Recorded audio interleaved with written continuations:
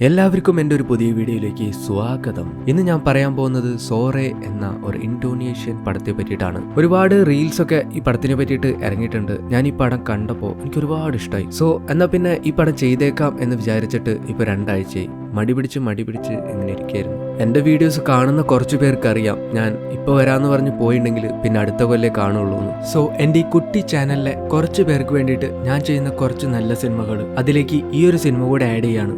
സോറെ A wife from future. ഈ പടത്തിലെ കഥാനായകൻ ഒരു ഫോട്ടോഗ്രാഫറാണ്. അവന്റെ പേരാണ് ജൊനാഥൻ. ജീവിതത്തിൽ പ്രത്യേകിച്ച് മാറ്റങ്ങളൊന്നും ഇല്ലാതെ അവന്റെ ആഗ്രഹങ്ങളൊന്നും സാധിക്കപ്പെടാതെ അവന്റെ ലൈഫ് ഇങ്ങനെ പോയിക്കൊണ്ടിരിക്കുകയായിരുന്നു. പെട്ടെന്ന് അവന്റെ ജീവിതത്തിലേക്ക് ഫ്യൂച്ചറിൽ നിന്ന് അവന്റെ വൈഫ് കടന്നു വരാണ്. പിന്നീട് എന്തുണ്ടായി നോക്കാം. നമ്മുടെ ഹീറോ ഒരു ഫോട്ടോഗ്രാഫർ ആയതുകൊണ്ട് തന്നെ അവൻ ആർട്ടിക്കിലേക്ക് ക്ലൈമറ്റ് ചേഞ്ച് ക്യാപ്ചർ ചെയ്യാനായിട്ട് വന്നേക്കാണ്. അങ്ങനെ അവൻ അവിടെ കുറച്ചുനാൾ നിന്ന് ഫോട്ടോസൊക്കെ എടുത്തിട്ട് അവിടുന്ന് പോരാൻ നേരം അറോറ ലൈറ്റ്സ് കണ്ട് നിൽക്കുന്ന നേരം അവന്റെ തൊട്ടടുത്തായിട്ട് ഒരു മഞ്ഞുതുള്ളി വീഴാണ്. ഈ ഒരു പർട്ടിക്കുലർ സീൻ പറഞ്ഞത് വേറൊന്നുമല്ല, അതിൽ കാര്യമുണ്ട്. അത് ക്ലൈമാക്സിൽ പറയാൻ പറ്റും. അങ്ങനെ എല്ലാം കഴിഞ്ഞ് തിരിച്ച് വീട്ടിലേക്ക് എത്തി അവനെടുത്ത ഫോട്ടോസ് എല്ലാം അറേഞ്ച് ചെയ്ത് വെച്ചിട്ട് അവന്റെ ഒരു ഫ്രണ്ടിനെ കാണാനായിട്ട് പോവാണ്. പുള്ളിയുടെ പേരാണ് കാർലോ. ഇപ്പോ ഇവൻ ഈ കാർലോനെ കാണുമ്പോൾ ഇയാളാണെങ്കിൽ എന്തൊക്കെയോ വായ തോന്നിയത് പറയാണ്. ഇവനൊന്നും മനസ്സിലാവുന്നില്ല, എന്തോ പരസ്പര ബന്ധമില്ലാതെ ഇങ്ങനെ പറഞ്ഞുകൊണ്ടിരിക്കുക. അപ്പോഴാണ് കാർലോ പറയാ അവന് നാളെ ഒരു ഓഡീഷൻ ഉണ്ട്, അപ്പൊ അതിനു വേണ്ടിയിട്ട് അവൻ പ്രിപ്പയർ ചെയ്യണതാണ്. പുള്ളി എന്തൊക്കെയോ ഡയലോഗുകളാണ് ഈ പറയണത്. ഇപ്പൊ നമ്മുടെ ജോ പറയും, നീ ഇപ്പൊ തൽക്കാലം ഇത് നിർത്ത്, ഞാൻ എന്റെ എക്സിബിഷനെ പറ്റി പറയാനാണ് ഇങ്ങോട്ടേക്ക് വന്നേന്ന്. എന്നിട്ട് അവനെടുത്ത ആ ഫോട്ടോസ് ആർട്ടിക്കിൽ ആ ഒരു ഫോട്ടോസ് എല്ലാം ഉണ്ടല്ലോ അതെല്ലാം അവന് കാണിച്ചു കൊടുക്കുകയാണ്. കാർലോ ആണെങ്കിൽ ഇത് നോക്കിയിട്ട് പറയും, എടാ ഞാൻ നിന്നോട് എത്ര വട്ടം പറഞ്ഞതാ ഈ ക്ലൈമറ്റ് ചേഞ്ച് ഒന്നും വർക്ക് ആവില്ല, ഇതൊന്നും അവർക്ക് ഇഷ്ടാവില്ല എന്ന്. എന്തായാലും നീ ഇത്ര കഷ്ടപ്പെട്ട് എടുത്തല്ലേ, നോക്കട്ടെ ഞാൻ ഇത് ഡേവിഡിനെ ഒന്ന് കാണിച്ചു നോക്കാന്ന് പറയാണ്. ഇന്നേരം അവിടേക്ക് ബീർ സെർവ് ചെയ്യാനായിട്ട് ഒരു പുള്ളിക്കാരൻ വരുന്നുണ്ട്. അങ്ങേര് ജോനെ വിഷ് ചെയ്യുന്നുണ്ട്, പുള്ളിയുടെ ബർത്ത്ഡേ ആണെന്ന്. ഇപ്പോഴാണ് കാർലോ ഇന്ന് ജോന്റെ ബർത്ത്ഡേ ആണെന്ന് അറിയണത്. ജോനെ കെട്ടിപ്പിടിച്ചിട്ട് അവൻ പറയാണ്, നിനക്കൊരു 1000 ജന്മദിനാശംസകൾ, ഞാൻ ഒരുമിച്ച് നേരാണെന്ന്. അങ്ങനെ സിഗരറ്റും മദ്യപാനം എല്ലാം കഴിഞ്ഞിട്ട് അവർ പിരിയാണ്. നമ്മുടെ ഈ ജോ ഒരുപാട് സിഗരറ്റ് വലിക്കും, കുറെ മദ്യപിക്കുകയും ചെയ്യും. അവന്റെ പേഴ്സണൽ ലൈഫ് അവൻ അങ്ങനെയൊക്കെയാണ് ജീവിച്ചു തീർക്കണേ. അങ്ങനെ ആ ദിവസം കഴിഞ്ഞു, അവൻ അങ്ങനെ കിടന്നുറങ്ങാണ്. പിറ്റേ ദിവസം രാവിലെ എണീക്കുമ്പോൾ ഞെട്ടിക്കുന്ന ഒരു കാഴ്ചയാണ് അവൻ കാണുന്നത്. അവന്റെ അടുത്തൊരു പെണ്ണിരിക്കുന്നു. നീ ആരാന്ന് ചോദിക്കുമ്പോൾ അവൾ പറയാണ്, ഞാൻ സോറെ ഫ്യൂച്ചറിൽ നിന്ന് വന്ന നിന്റെ വൈഫാന്ന്. ഇവനും ആകെ ഷോക്കായിട്ട് അപ്പൊ തന്നെ കാർലോനെ വിളിക്കാണ്. അവനങ്ങാണ്ട് പറഞ്ഞു വിട്ട ഏതൊരു പെണ്ണാണെന്ന് വിചാരിച്ചിട്ട്. ഇപ്പൊ കാർലോ ഫോൺ എടുക്കുമ്പോഴാണെങ്കിൽ അവനാണെങ്കിൽ കരഞ്ഞോണ്ടിരിക്കുക. സംഭവം എന്താന്ന് വെച്ചാല് പുള്ളി മെത്തഡക്റ്റും പ്രാക്ടീസ് ചെയ്തുകൊണ്ടിരിക്കുകയാണ്. ഇവനും നീ എന്താ കരണേന്ന് ചോദിക്കുമ്പോൾ ഞാനൊന്നും കരണയില്ല എന്ന് പറഞ്ഞിട്ട് അവൻ കാര്യം പറയാണ്. ഇവനും പറയാണ്, നിന്നോട് ഞാൻ 100 തവണ പറഞ്ഞിട്ടുണ്ട് എന്റെ അടുത്തേക്ക് പെണ്ണുങ്ങളൊന്നും പറഞ്ഞു വിടരുതെന്ന്. ഇതുമാരത്തെ തമാശ ഒന്നും എനിക്ക് ഇഷ്ടമല്ലെന്ന് ഞാൻ നിന്നോട് പറഞ്ഞിട്ടില്ലെന്ന്. ഇപ്പൊ കാർലോയ്ക്കും എന്താ സംഭവം ഒന്നും മനസ്സിലാവില്ല. അവൻ പറയാണ്, ഏത് പെണ്ണ്, ഞാനൊന്നും ഒരു പെണ്ണിനെ നിന്റെ അടുത്തേക്ക് പറഞ്ഞു വിട്ടിട്ടില്ലല്ലോ എന്ന്. അങ്ങനെ അവൻ കോൾ കട്ട് ചെയ്യാണ്. ഇപ്പോഴും അവൻ കരുതിയിരിക്കുന്നത് കാർലോ പറഞ്ഞു വെച്ചിരിക്കുന്ന ഏതൊരു പെണ്ണാണെന്നാണ്. അവൻ ചെന്നിട്ട് ഇവൾ അവിടുന്ന് ഗെറ്റ് ഔട്ട് അടിക്കാണ്. ഇവളാണെങ്കിൽ വേറെ മറുപടി ഒന്നും പറയാതെ അവിടുന്ന് ഇറങ്ങി പോകുന്നുണ്ട്. ജോ ഡ്രസ്സ് മാറിയിട്ട് അവിടുന്ന് ഇറങ്ങാൻ നേരം അവൾ അവിടെ താഴെ നിൽക്കുന്നുണ്ടാവും. അവൾ അവനോട് പറയും, നീ പേഴ്സ് എടുക്കാൻ മറന്നിട്ടുണ്ടെന്ന്. പറഞ്ഞ പോലെ അവൻ പേഴ്സ് എടുത്തിട്ടുണ്ടാവില്ല. ഇവൻ പുറത്തേക്ക് ഇറങ്ങി പോകുന്നുണ്ടെങ്കിലും ഇവൾ അവന്റെ പിന്നാലെ തന്നെ ഫോളോ ചെയ്ത് വരുന്നുണ്ട്. ഇവനിങ്ങനെ വേഗത്തിൽ ഓടുമ്പോൾ ഇവൾ അവനോട് പറയും, ഇത്ര വേഗത്തിൽ ഓടണ്ട, പതിയെ നടക്കുന്നതാണ് നല്ലതെന്ന്. അപ്പൊ തന്നെ വേറെ ആളുടെ മേത്ത് വന്ന് അവൻ ഇടിക്കുന്നുണ്ട്.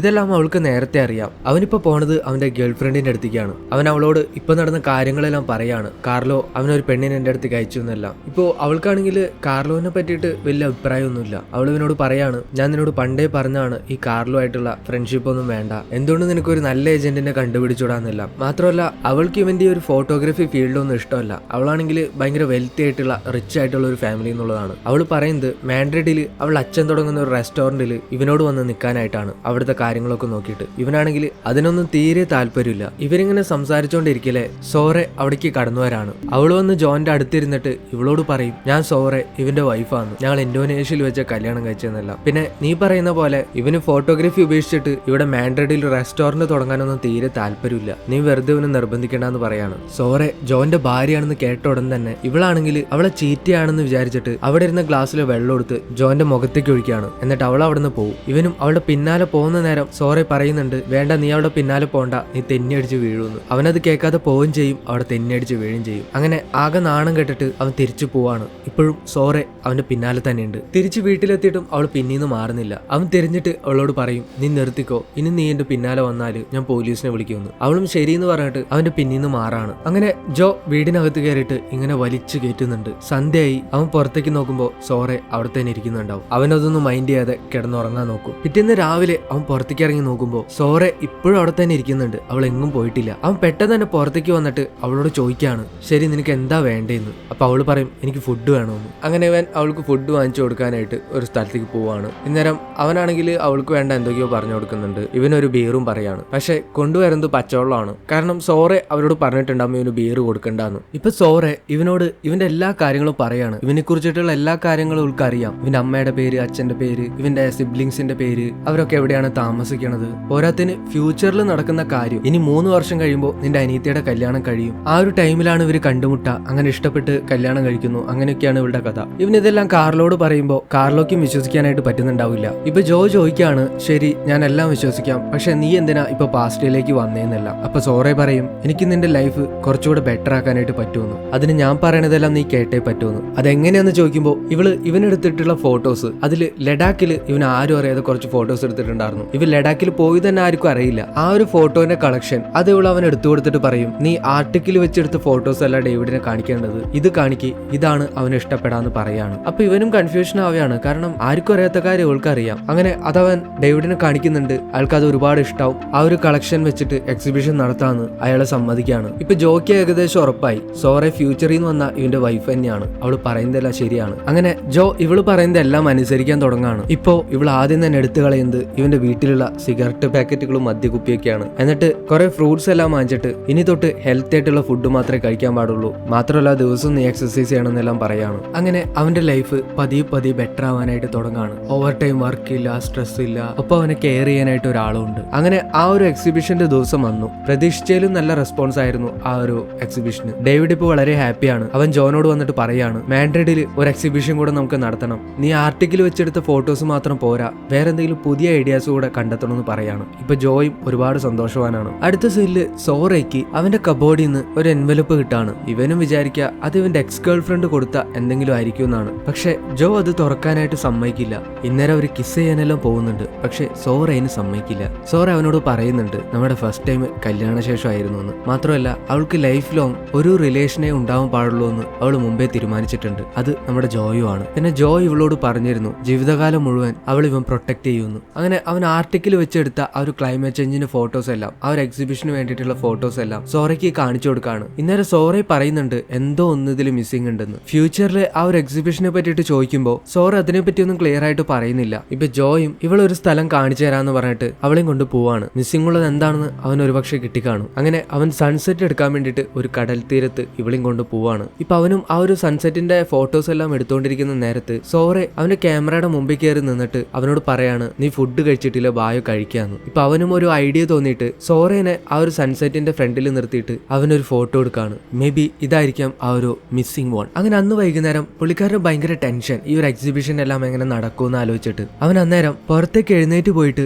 സോറെ കാണാതെ സ്മോക്ക് ചെയ്യാണ്. സോറയ്ക്ക് കൊടുത്ത ആ ഒരു പ്രോമിസ് അവൻ തെറ്റിക്കാണ്. പക്ഷെ ഇപ്പൊ എന്താ ഉണ്ടാവാന്ന് വെച്ചാല് സോറെ അവിടെ നിന്ന് എഴുന്നേറ്റ് വന്ന് ഇത് കാണാണ്. അവനോട് പറയാണ് അത് കളയാനായിട്ട്. പക്ഷെ അവൻ അത് ചെയ്യണില്ല. അവൻ അവളോട് പറയാണ് ഇത് എന്റെ ഒരു ഹാബിറ്റ് ആണ്, എനിക്ക് അങ്ങനെ പെട്ടെന്ന് നിർത്താനായിട്ട് പറ്റില്ല എന്നല്ല. ഇപ്പൊ സോറയ്ക്ക് ഒരുപാട് വിഷമാവുന്നുണ്ട്. അവള് പറയാണ് ഇത് ആദ്യത്തെ തവണയൊന്നല്ല, നീ ഇതൊന്നും നിർത്താൻ പോണില്ല, 8 വർഷം കഴിയുമ്പോൾ നീ ഹാർട്ട് അറ്റാക്ക് വന്ന് മരിക്കും എന്നെല്ലാം പറയാണ്. പക്ഷെ ഇത് പറഞ്ഞ ഉടനെ തന്നെ സോറയുടെ മൂക്കിൽ നിന്ന് ചോര വരാനായിട്ട് തുടങ്ങും. അവൾ അവിടെ വീണ് മരിക്കുകയാണ്. ഇന്നേരം ബാക്ക്ഗ്രൗണ്ടിൽ സോറയുടെ വോയിസ് ആണ്, ഇനിയും ഒരു 10,000 തവണ ജീവിക്കേണ്ട വന്നാലും അവള് ജൊനാഥന്റെ കൂടെ ജീവിക്കുന്നു. വീണ്ടും അവള് കണ്ണു തുറക്കുന്നത് ജൊനാഥന്റെ റൂമിൽ അവൻ അടുത്തായിട്ട് ആ ഒരു ബെഡില്. തുടക്കത്തിലെ ആ ഒരു സെയിം സീൻ. അവള് മുമ്പേ പറഞ്ഞിട്ടുണ്ട് ഇത് ആദ്യത്തെ തവണയൊന്നല്ല എന്ന്. അവളൊരു ലൂപ്പിൽ പെട്ടേക്കാണ്. ജൊനാഥന്റെ കൂടെ ഒരുപാട് കാലമായി അവള് ജീവിക്കണത്. വീണ്ടും അവനൊന്ന് മാറ്റിയെടുക്കാനായിട്ട് 8 വർഷത്തിന് ശേഷം അവൻ മരിക്കാതിരിക്കാനായിട്ട് ഇവള് ശ്രമിച്ചുകൊണ്ടേയിരിക്കുകയാണ്. വീണ്ടും ആ ഒരു സീനുകൾ തന്നെ റിപ്പീറ്റ് ആണ്. സോറെ അവന്റെ ഫ്രണ്ട് അയച്ച ഒരു പെണ്ണാണെന്ന് വിചാരിക്കുകയാണ്. അവൻ ദേഷ്യപ്പെട്ട് പുറത്തേക്ക് പോകുന്നുണ്ട്. അവന്റെ ഗേൾ ഫ്രണ്ടിനെ കാണുന്നു, അവള് മുഖത്തേക്ക് വെള്ളം ഒഴിക്കുന്നു.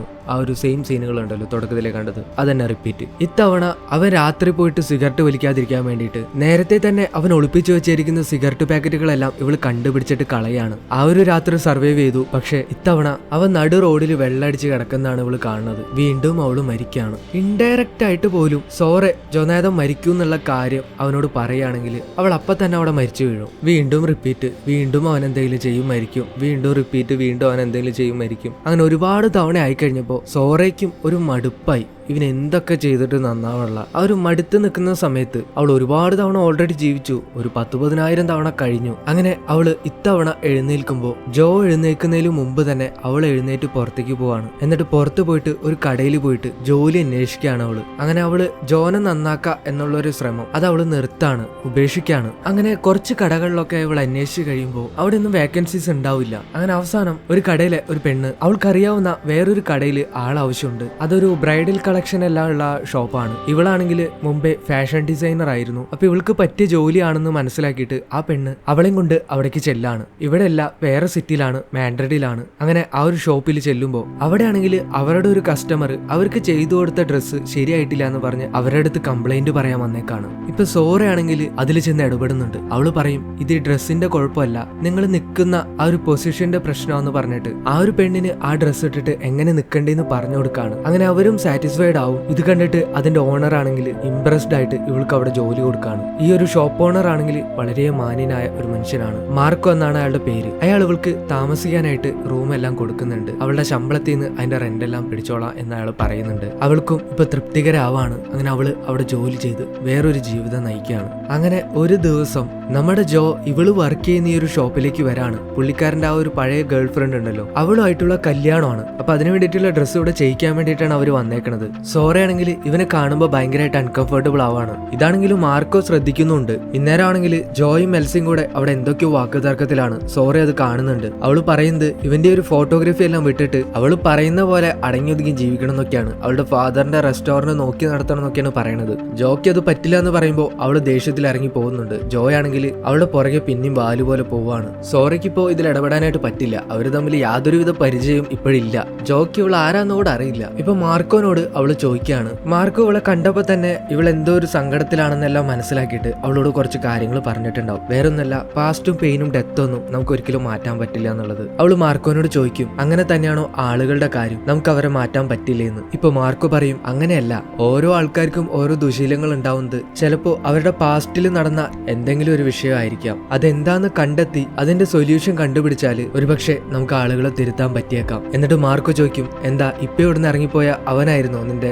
സങ്കടങ്ങളിലെല്ലാം കാരണക്കാരെന്ന്. ഇപ്പൊ സോറി മാർക്കോനെ വന്ന് കെട്ടിപ്പിടിച്ചിട്ട് അയാൾ ചെയ്തു കൊടുത്ത എല്ലാ കാര്യങ്ങൾക്കും നന്ദി പറഞ്ഞിട്ട് വീണ്ടും അവള് ജോന്റെ ലൈഫ് ഫിക്സ് ചെയ്യാനായിട്ട് ശ്രമിക്കുകയാണ്. ഇത്തവണ അവൾ എഴുന്നേൽക്കുമ്പോൾ അവന്റെ കബോർഡിൽ നിന്ന് പണ്ട് ഇവന്റെ എക്സ് ഗേൾ ഫ്രണ്ട് കൊടുത്തതാണെന്ന് കരുതിയിട്ട് ഒരു കവർ കിട്ടിയായിരുന്നല്ലോ. ആ കവർ നേരെ എടുത്ത് തുറന്നു നോക്കാണ്. അപ്പൊ അതില് ഒരുപാട് ഫോട്ടോസ് ആണ്. അതിൽ ഓരോ ഫോട്ടോന്റെയും പുറകിലായിട്ട് അവന്റെ പേരൻസിന് വേണ്ടിയിട്ട് എഴുതിയേക്കുന്ന ഓരോ നോട്ട്സ് കാണാം. അതിൽ നിന്നെല്ലാം ഇവന് കുറെ ഫാമിലി ഇഷ്യൂസ് ഉണ്ടെന്ന് അവൾ മനസ്സിലാക്കാണ്. അതായത് ഫ്യൂച്ചറിൽ ഇവരുടെ കല്യാണശേഷം പോലും ഇവൻ ഇതൊന്നും അവളോട് പറഞ്ഞിട്ടില്ല. അതുകൊണ്ട് തന്നെ ഇവൾക്ക് ഇതിനെക്കുറിച്ചൊന്നും യാതൊരു ഐഡിയയും ഇല്ല. പെട്ടെന്ന് ജോ എഴുന്നേൽക്കുമ്പോൾ ഇവള് പെട്ടെന്ന് തന്നെ അവനെ കൺവിൻസ് ചെയ്യാനായിട്ട് നോക്കാണ്. ഞാൻ ഫ്യൂച്ചറിൽ നിന്ന് വരുന്നതാണ്, നിന്റെ ഭാര്യയാണ്, നമുക്ക് നിന്റെ എല്ലാ പ്രശ്നങ്ങളും തീർക്കാം, എനിക്ക് നിന്നെ കുറിച്ച് എല്ലാം അറിയാമെന്ന് പറഞ്ഞ് ഓരോ കാര്യങ്ങൾ പറയാൻ തുടങ്ങാണ്. പക്ഷെ അവനാണെങ്കിൽ കഴുത്തിന് പിടിച്ച് പുറത്താക്കാണ്. പെട്ടെന്ന് ഒരു എഴുന്നേൽക്കുമ്പോൾ അടുത്തൊരു പെണ്ണ് വന്നിട്ട് ഇങ്ങനെയൊക്കെ പറഞ്ഞ വേറെ എന്താ ചെയ്യാലേ. വീണ്ടും ടൈം റീസ്റ്റാർട്ടായി. അവള് വീണ്ടും വരാണ്. വീണ്ടും അവനെ കൺവിൻസ് ചെയ്യാൻ നോക്കുന്നു, നടക്കുന്നില്ല. ഇത്തവണ അവൻ നേരെ പോലീസിനെ വിളിക്കുകയാണ് ചെയ്യുക. അങ്ങനെ ഇത് നടപടിയാവില്ല എന്ന് മനസ്സിലാക്കിയിട്ട് സോറെ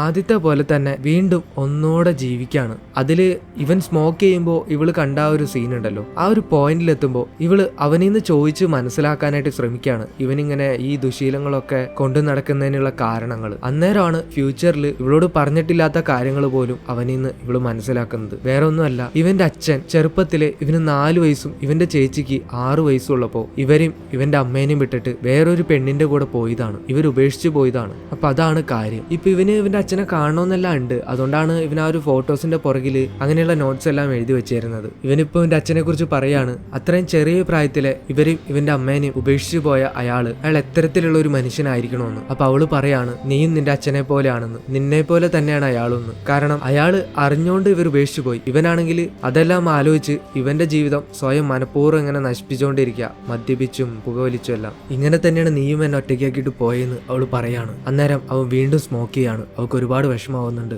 അങ്ങനെ വീണ്ടും ടൈമർ റീസ്റ്റാർട്ട് ആവുന്നു. ഇത്തവണ അവൾ നേരെ എഴുന്നേറ്റിട്ട് കാർലോനെയാണ് കാണാൻ പോണത്. ഇവള് ഫ്യൂച്ചറിൽ നിന്ന് വന്നതാണെന്നെല്ലാം പറഞ്ഞിട്ട് കാർലോനെ കൺവിൻസ് ചെയ്യാണ്. അങ്ങനെ ഒരുപാട് കാര്യങ്ങൾ പറഞ്ഞു കഴിയുമ്പോൾ കാർലോയ്ക്ക് മനസ്സിലാവാണ് ഫ്യൂച്ചറിൽ നിന്ന് വന്ന ജൊനാഥന്റെ ഭാര്യ തന്നെയാണ് ഇവളെന്ന്. അങ്ങനെ കാർലോന്ന് കുറെ കാര്യങ്ങൾ ജോനെ കുറിച്ചിട്ട് ഇവൾ അറിയാണ്. കാർലോ പറയുന്നുണ്ട് അവന്റെ ഏറ്റവും വലിയ പ്രശ്നം എൽസിയാണ്, അതായത് ആ ഒരു ഗേൾ ഫ്രണ്ട്. അവൾ അവനെ കൺട്രോൾ ചെയ്യാൻ നോക്കാണ്, അവന്റെ എല്ലാ കാര്യത്തിലും അവൾ കയറി ഇടപെടാൻ നോക്കാണെന്ന്. ഇപ്പൊ സോറയ്ക്ക് മനസ്സിലാവാണ് ഇവളും ഇപ്പൊ എന്താ ചെയ്യാൻ നോക്കിയത്, അവനെ കൺട്രോൾ ചെയ്യാൻ തന്നെയാണ് നോക്കിയത്. അതിന് പകരം അവന്റെ പ്രശ്നം മനസ്സിലാക്കി അവനോടൊപ്പം നിന്ന് അവനെ സപ്പോർട്ട് ചെയ്ത് അത് സോൾവ് ചെയ്യാൻ നോക്കിയാൽ ഏകദേശം കാര്യങ്ങളൊക്കെ തീരുമാനമാവും. ഇപ്പോ അവൾ അവിടെ നിന്ന് പോവാൻ നേരം കാർലോ അവളോട് ചോദിക്കാണ്, നിന്റെ ടൈം മെഷീൻ കുറച്ചു നേരത്തേക്ക് എനിക്ക് കടം തരുമെന്ന്. ഇപ്പൊ അവളും ചിരിച്ചിട്ട് അവിടുന്ന് പോവാണ്. അവളുടെ കയ്യിൽ അങ്ങനെ ഒരു ടൈം മെഷീൻ ഒന്നുമില്ല, എന്നാലും സ്റ്റിൽ അതൊരു മിസ്റ്ററിയാണ്. അവളങ്ങനെ സാവധാനത്തില് ജോനെ കാര്യങ്ങളെല്ലാം പറഞ്ഞ് മനസ്സിലാക്കാന്ന് വിചാരിക്കാണ്. അവന്റെ അടുത്ത് പറയാണ്, ഈ ഒരു കാര്യത്തിൽ നീ എന്ത് തീരുമാനം എടുത്താലും ഞാൻ നിന്റെ കൂടെ ഉണ്ടെന്നെല്ലാം. സോറ അങ്ങനെ പറയുമ്പോൾ ജോയ്ക്ക് ഒരുപാട് കോൺഫിഡൻസ് വരെയാണ്. അവൻ ഇത്രയും നാളും ചെയ്യാത്ത കാര്യം അവൻ ചെയ്യാനായിട്ട് തീരുമാനിക്കുകയാണ്. അവന്റെ അച്ഛനെ കാണാനായിട്ട് അവൻ പോകാനായിട്ട് തീരുമാനിക്കുകയാണ്. അങ്ങനെ ഇവര് രണ്ടുപേരും കൂടെ അവന്റെ അച്ഛനെ കാണാനായിട്ട് പോവാണ്. ഇന്നേരം അവർ ഒരുപാട് സംസാരിക്കുന്നുണ്ട്. ജോ ചോദിക്കുന്നുണ്ട് സോറനോട്, നീ എന്നോട് എന്തോരം സോഫ്റ്റ് ആയിട്ടാണ് പെരുമാറുന്നത്, നമ്മുടെ മാരേജ് ലൈഫ് എല്ലാം അത്രയ്ക്കും പെർഫെക്റ്റ് ആയിരുന്നു എന്ന്. അപ്പൊ അവളും പറയുന്നുണ്ട് അത്രയ്ക്കും പെർഫെക്റ്റ് ഒന്നും ആയിരുന്നില്ല, നമ്മൾ ഇടയ്ക്കൊക്കെ അടി കൂടാറുണ്ട്, പക്ഷെ അതെല്ലാം സോൾവ് ആവുകയും ചെയ്യുമെന്ന് പറയാണ്. അങ്ങനെ അവര് ഒരുപാട് കാര്യങ്ങൾ സംസാരിക്കുന്നുണ്ട്. അതിനിടയിൽ ഈ സിനിമയുടെ തുടക്കത്തിലെ ഒരു കാര്യം പറയുന്നുണ്ട്. സോറയ്ക്ക് സന്ധ്യയാണ് ഏറ്റവും കൂടുതൽ ഇഷ്ടം, കാരണം സന്ധ്യ ഏതൊരു തരത്തിലാണെങ്കിലും ആകാശോദനെ സ്വീകരിക്കുന്നു, അത് കറുപ്പായാലും ചുവപ്പായാലും എങ്ങനെയായാലും. ആ ഒരു ഡയലോഗ് അത് ശരിക്കും ഭാവിയിൽ ജോ സോറയോട് പറഞ്ഞിട്ടുള്ള കാര്യങ്ങളാണെന്ന് അവൾ പറയാണ്. ഇമോഷൻസിനെയാണ് അവിടെ സൂചിപ്പിക്കുന്നത്. സോറ അവനോട് പറയാണ്, ചിലപ്പോഴൊക്കെ എനിക്ക് തോന്നിയിട്ടുണ്ട് ഞാൻ എന്തിനാണ് നിന്നെ കല്യാണം കഴിച്ചതെന്ന്, പക്ഷെ അവസാനം എനിക്ക് തോന്നണ ഒരു കാര്യമുണ്ട്, എന്തൊക്കെ വന്നാലും ഒരു 10,000 തവണ എല്ലാം റിപ്പീറ്റ് ചെയ്താലും ഞാൻ നിന്നെ ചൂസ് ചെയ്യുള്ളൂ എന്ന് ഞാൻ മനസ്സിലാക്കിയിട്ടുള്ള കാര്യമാണെന്ന്. ഇന്നേരം ജോ അവളോട് ചോദിക്കാണ്, നിനക്കപ്പം എന്നെ ഒരുപാട് ഇഷ്ടമാണല്ലേ എന്ന്. ഇന്നേരം അവള് പറയാണ്, ഇതെല്ലാം നീ എന്നോട് പറഞ്ഞേക്കണ കാര്യങ്ങളാണ്. അങ്ങനെ അവർ ഒരുപാട് സംസാരിച്ചും കളിച്ചും ചിരിച്ചും എല്ലാം അവസാനം ജോന്റെ ഫാദറിന്റെ ആ ഒരു വീട്ടിലേക്ക് എത്താണ്. അന്നേരം ഒരു കാര്യം സംഭവിക്കുകയാണ്.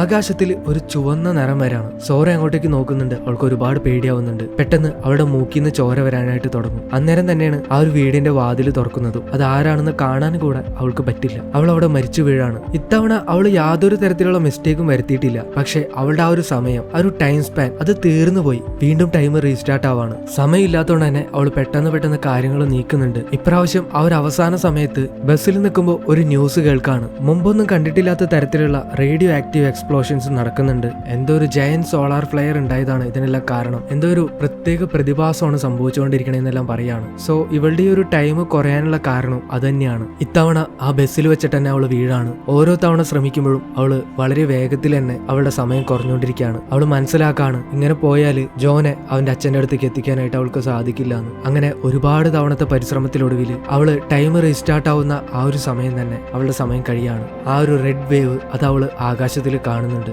അന്നേരം ജോ നീ ആരാന്ന് അവളോട് ചോദിക്കുമ്പോൾ അവള് പറയാണ് അവസാനമായിട്ട്, I am sorry your wife for ever. അവിടെ ആ ഒരു സമയം കഴിയാണ്. ഇനി ഈ സോറ വരില്ല. നമ്മുടെ സോറയ്ക്ക് അവനെ തിരുത്തി അവന്റെ കൂടെ ജീവിക്കാനായിട്ട് പറ്റിയില്ല. പിന്നെ എന്തിനായിരുന്നു ഇതെല്ലാം സംഭവിച്ചെന്നുള്ള ഒരു ചോദ്യം ഉണ്ടാവും. മേ ബി സോറയ്ക്ക് കുറെ കാലം കൂടെ അവന്റെ കൂടെ ജീവിക്കാനുള്ള ഒരവസരം കിട്ടിയതായിരിക്കാം. എനിവേ സോറ ഇനിയില്ല. പിന്നീട് കാണിക്കുന്നത് സിനിമയുടെ തുടക്കത്തിലേതുപോലെ അവൻ ആർട്ടിക്കിലേക്ക് പോയിട്ട് തിരിച്ചു വരുന്ന സമയം. അവൻ കണ്ണ് തുറക്കുന്നത് ഷിപ്പിലാണ്. ഇപ്പോ ഒരു കാര്യം ശ്രദ്ധിക്കുന്നതാണെങ്കിൽ തുടക്കത്തിൽ നമ്മൾ അവനെ കണ്ടപ്പോ അവൻ സ്മോക്ക് ചെയ്തിട്ടൊക്കെയാണ് അവിടെ നിന്ന് ഇറങ്ങി വന്നത്. അതൊന്നും ഇപ്പൊ കാണാനായിട്ട് പറ്റില്ല. അവൻ വന്നതും നേരെ എൽസേനെ കാണാനായിട്ടാണ് പോണത്, അവന്റെ ഗേൾഫ്രണ്ടിന്. ഇത്തവണ അവൻ കാര്യങ്ങളെല്ലാം ഡയറക്റ്റ് ആയിട്ട് വ്യക്തമായിട്ട് അവളോട് പറയാണ്, ഇത് വർക്കൗട്ട് ആവില്ല, നമുക്ക് നിർത്താന്നുള്ളത്. അങ്ങനെ അവൻ എൽസയായിട്ട് ബ്രേക്കപ്പ് ആവാണ്. അവൻ ആർട്ടിക്കിൽ പോയി വന്നേ പിന്നെ അവൻ എന്തൊക്കെയോ മാറ്റങ്ങൾ സംഭവിച്ചിട്ടുണ്ട്. അത് എൽസിയും ആ ഒരു കോൺവെർസേഷനിൽ അവനോട് പറയുന്നുണ്ട്. അതിനുശേഷം അവൻ നേരെ അവന്റെ അച്ഛനെ കാണാനായിട്ട് പോവാണ്. അവൻ വിചാരിക്കുകയാണ് ഇത്രയും കാലം കൊണ്ടു നടന്ന ആ ഒരു ട്രോമ അതെല്ലാം അവസാനിപ്പിച്ചേക്കാന്ന്. അവൻ എന്തൊക്കെയോ മാറ്റങ്ങൾ സംഭവിച്ചിട്ടുണ്ട്, പക്ഷെ